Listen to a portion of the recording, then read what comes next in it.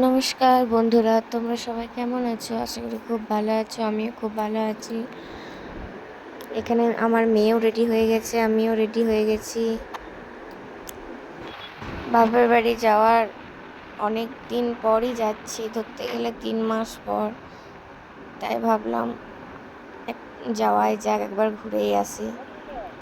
এখানে ভাবলাম যে গাড়িতে যাই, কিন্তু না, পরিস্থিতিটা সেরকম ছিল না। মেঘের ওয়েদার খুবই খারাপ ছিল। তাই চলে এলাম পাণ্ডবশ্বরে। দেখুন, এখানে আমার মামার শ্বশুরের ছেলের বাড়ি, তাই ভাবলাম ওখানেই আজকে থাকা যাক।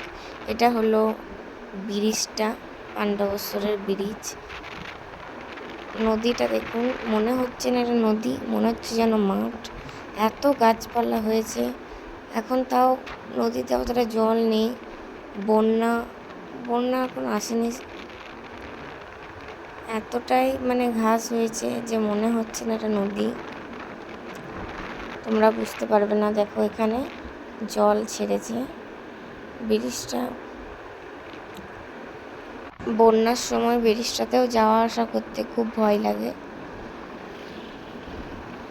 চলে এলাম ভীমগড়, সোনাইদের বাড়ি।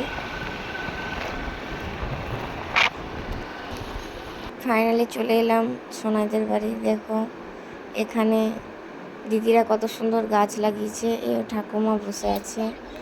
এটা আনারসের মতো কি গাছ কে জানে। এবার ফুলের গাছ, চারিদিকে কিছু কিছু করে গাছ লাগিয়েছে। লাল শাক। এই পাতাটা কি পাতা বলুন, কি গাছ বলুন তো?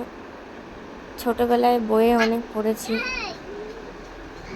তোমরাও পড়েছো, বলো তো এই গাছটা কি গাছ? ছুলেই লজ্জা পেয়ে যায়।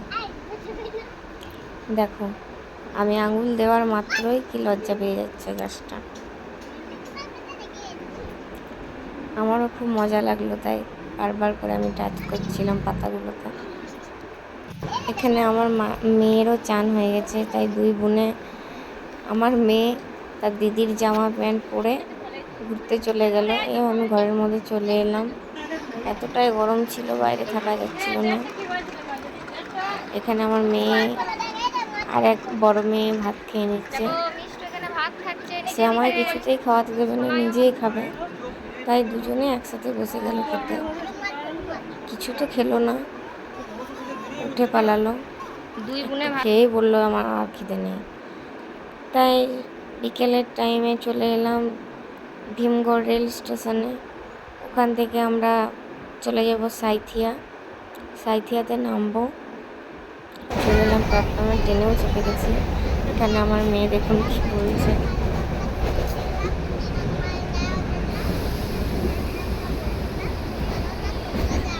ফাইনালি চলে এলাম সাঁইথিয়ার। তাও একটু একটু সন্ধে হয়েছে, খুব সন্ধে হয়নি। আমরা যেহেতু 6টার ট্রেনে এসেছি, তাই একটু সন্ধে হয়ে গেছে। বৃষ্টি পড়ছিল এদিকে হালকা হালকা। দেখুন, সব জলে ভিজে আছে। সাঁইথিয়ার স্টেশনটা। টোটো এসে পৌঁছায়নি। আমরা ভাবলাম মহিষাদড়িতে আমরা নামবো, কিন্তু সেটা আর হলো না, যেহেতু ওখানে ট্রেনটাই দাঁড়ালো না। তাই আমরা সাঁইথিয়ায় চলে এলাম বাধ্য হয়ে। টোটোটাও আসেনি এখন, আমরা টোটোতে চেপে পড়বো। তাই ভাবলাম হেঁটে হেঁটে তা করতে যাই। দেখুন সাঁইথিয়া বাজারটা। এদিকে দোকানগুলো দেখুন, মিষ্টির দোকান এখানে সবই আছে। জামা কাপড়ের, মিষ্টির, তারপর দশকর্মা।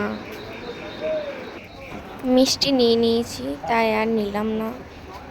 এবারে আমরা হাঁটতে হাঁটতে যাচ্ছি। আমরা পাণ্ডবশ্বরে কিনে নিয়েছি। দেখুন সাঁইথিয়ার এম বাজার। এখানে এম বাজারের কাছেই সব ফলের দোকানগুলো। ফলের দোকান, চটির দোকান, এখানে সব। দেখুন সাঁইথিয়া বাজারটা, এটা খেলনার দোকান এগুলো।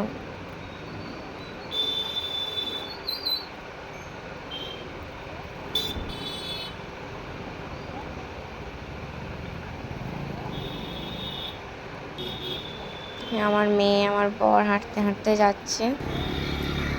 টোটোটা এখনো এসে পৌঁছায়নি, তাই আমরা ভাবলাম একটু আমাদেরই হাঁটা যাক।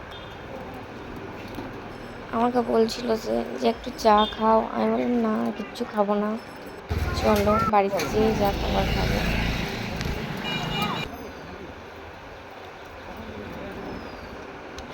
রেল স্টেশন থেকে যেখানে আমরা টোটোটায় চাপলাম সেটা অনেক দূরই। কোনো কাজ হাঁটতে হাঁটতে চলে এলাম, গল্প করতে করতে, তাই বুঝতে পারলাম না। চলে এসেছি এখানে। আমরা ভাবছি টোটো ধরবো, কিন্তু না, দেখছি যে ফাইনালি টোটোটা এলো। তাই আমরা কাকুর টোটোই চেপে পড়লাম। দেখুন, এই হোটেলগুলোতে আমরা পুজোর সময় এসে খাওয়া দাওয়া করি, এমনও মাঝে সাঝে খাওয়া দাওয়া করতাম। এবার টোটো চলে এসেছে।